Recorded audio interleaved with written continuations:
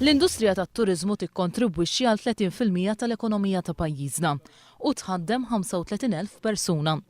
Minkejja dan, l-Assoċjazzjoni tal-Lukandi u r-Ristoranti, l-MHRA, hija ddiżappuntata bil-budget u sejħet lill-Ministru tal-Finanzi Tonio Fenech Scrooge. In the last budget, I saw a Scrooge in the form of our Minister of Finance. In fact, we had asked for the 2% rebate on the VAT and it didn't come. We give you all the money and you give us nothing. Qabel il-budget l-MHRA kienet talbet għal tnaqqis ta' 2% fil-VAT u għal tnaqqis fil-kontijiet tad-dawl. We asked for a reduction on the utilities. Next year we get what we want from our Minister of Finance. Maybe we will not call him a Scrooge anymore. L-MHRA qed terġa' titlob biex għas-sena d-dieħla meta jsir il-budget jitraħsu il-kontijiet tad-dawl. Regrettably, this week we have noticed that there was an auditor's report, which, to be honest with you all, was shocking.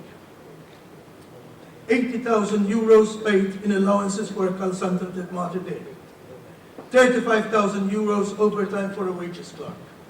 Tony Zara għalli kien ixxukjat b'numru ta' konklużjonijiet dwar ħlasijiet ta' ċerti nies li ħarġu mir-rapport tal-Awditur Ġenerali għaliex biex operatur turistiku jagħmel qlieħ ta' 80,000 euro irrid jagħmel bejgħ ta' 1,600,000 euro.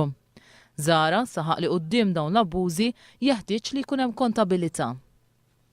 Clearly there have been abuses, and the abuse is getting out of hand. This is our hard-earned taxes, which are being spent like this. We need accountability.